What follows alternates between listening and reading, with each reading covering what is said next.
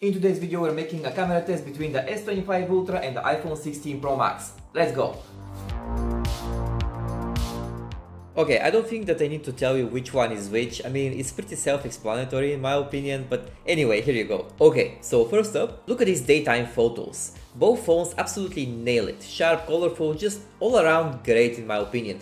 But as soon as I switch to the zoom shots, yeah, the Ultra kind of flexes here. I mean, Samsung's been the zoom king for years and nothing's changed, to be honest. The iPhone tries, but you can kind of see it giving up when you push it like past 5 times. Now when it comes to video overall, the iPhone still has that slight edge. It's hard to beat, like it's super stable, it has natural colors, great dynamic range, and you can see it here in this clip comparison, just that extra bit of polish, you know? Even when it comes to the telephoto zoom lens of the S25 Ultra, I still believe that the iPhone is just a tiny bit better when it comes to video. Tell me down in the comments what do you guys think. Take a good look at these two video samples, because we're gonna come back later during the night to show you the exact same thing and ask you which one of the two phones is actually better. Not much difference in daytime, right?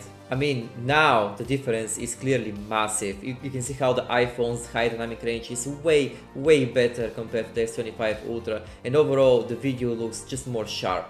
And yes, I used nighttime mode with the maximum duration on both of these devices, and you can see the results here for yourself. The iPhone clearly captures a lot more details. So here are a few shots and video samples when I was out in nature a little bit and the sun was kind of setting, so not the ideal lighting situations, which can also push both of these phones to their maximum capabilities. And I still think here that the Samsung takes both the better videos and the better photos. And I don't know why this is the case in exactly these specific samples, but in my opinion I really like the S25 Ultra's overall colors and sharpness compared to the iPhone. Now this is still pure preference and I know that many of you would disagree with me here, but I still think that the S25 Ultra beats the iPhone a little bit here, and especially when it comes to stabilization. So I did 3 tests here. The first one is 4K 60 FPS without putting any stabilization on, so absolutely default settings from both these devices.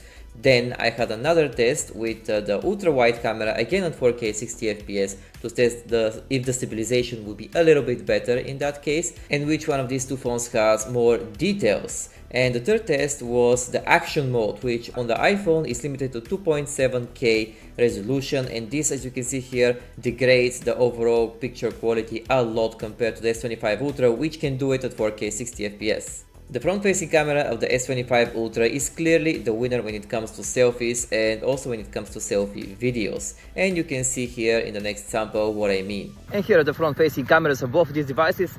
S25 Ultra here, iPhone 16 Pro Max here, and not gonna lie to you guys, the iPhone still seems better to me because in video I just don't think that the iPhone can be beaten by any other phone, but you guys tell me what you think. I still think that the S25 Ultra is pretty decent here. It matches it like 95% at least, but the colors are still better on the iPhone. That's just my opinion.